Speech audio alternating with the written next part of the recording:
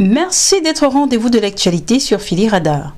Le Togo, petit pays d'Afrique de l'Ouest aux 9 millions d'habitants, a organisé samedi 15 février 2025 les premières élections sénatoriales de son histoire, marquant l'événement de la nouvelle constitution adoptée en 2024 et toujours vivement critiquée par l'opposition. Le Sénat sera composé de 61 membres au total, dont 41 seront élus au suffrage en direct par les conseillers régionaux et les conseillers municipaux. Et 20 autres seront désignés par le président du Conseil des ministres. La nouvelle constitution adoptée par les députés en avril 2024 abolit l'élection du chef de l'État au suffrage universel et constitue un régime parlementaire. Ainsi, la fonction de président de la République sera désormais purement honorifique et l'exercice effectif du pouvoir sera assuré par un président du Conseil qui doit être le chef du parti majoritaire à l'Assemblée nationale. En Côte d'Ivoire, la Cour d'appel a confirmé le vendredi après-midi 14 février la condamnation à vie pour 4 des 10 personnes condamnées par la justice et première instance dans le cadre de l'attentat terroriste survenu dans la station balnéaire de Grand Bassam en mars 2016 et qui avait fait 19 morts et 33 blessés. Elles ont été condamnées pour complicité d'assassinat et complicité d'actes terroristes. En première instance, le tribunal avait condamné 10 personnes, dont le cerveau de l'attentat. Mais ce dernier et ses complices sont en fuite. Il avait été jugé et condamné par contumace. Seules 4 personnes présentes et incarcérées en Côte d'Ivoire avaient pu faire appel. Elles ont été condamnées pour complicité d'assassinat et complicité d'actes terroristes. La Cour d'appel a suivi les réquisitions du parquet. Elle acquitte les accusés concernant la détention d'armes de guerre. Mais elle confirme les autres charges, à savoir la complicité d'actes terroristes et complicité d'assassinat.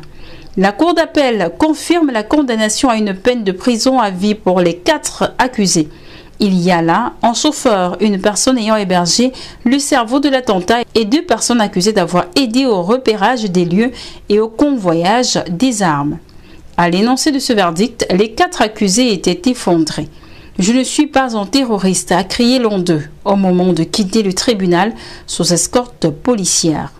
Leur avocate, Maître Térémé Diaby, soutient que ses clients n'étaient pas informés du projet d'attentat de Kuntadala, le cerveau de l'attaque. Nous estimons l'espèce qu'héberger pendant quelques nuits une personne ou encore accompagner une personne à tel endroit sans avoir connaissance à aucun moment que cette personne-là avait un projet terroriste ou un projet criminel n'en fait pas des terroristes.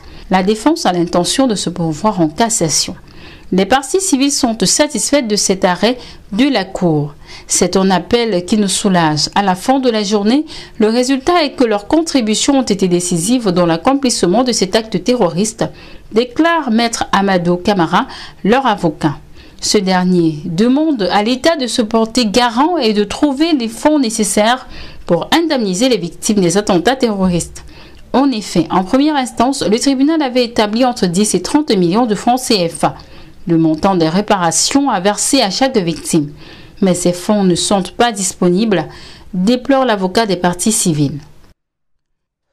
L'ambassadeur émirati à Washington a dit ne vraiment pas voir d'alternative au plan d'éviction de la population palestinienne de Gaza annoncé par le président américain. En effet, une note dissidente s'est fait entendre dans le front uni opposé par les États arabes à la proposition du président américain Donald Trump le 4 février de déplacer de force 2 millions de Palestiniens de la bande de Gaza. Interrogé sur l'existence d'une contre-proposition arabe pour la reconstruction de l'enclave palestinienne, Youssouf Al-Otaiba, l'influent ambassadeur des Émirats arabes unis à Washington, indétrônable à ce poste depuis 2008, a exprimé des doutes. « Je ne vois pas d'alternative à ce qui est proposé. Vraiment pas. Et donc, si quelqu'un en a une, nous sommes heureux d'en discuter. Nous sommes heureux de l'explorer, mais elle n'a pas encore fait surface. » a affirmé le diplomate durant le sommet mondial des gouvernements à Dubaï, mercredi 12 février. Il a ajouté que les Émirats arabes unis essaieraient de trouver un terrain d'entente avec l'administration Trump. Je pense que l'approche actuelle va être difficile, a-t-il déclaré. En fin de compte, nous sommes tous dans une quête de solutions. Nous ne savons simplement pas encore où cela va nous mener. C'est ici que s'achève cette édition d'Information. Merci de l'avoir suivi.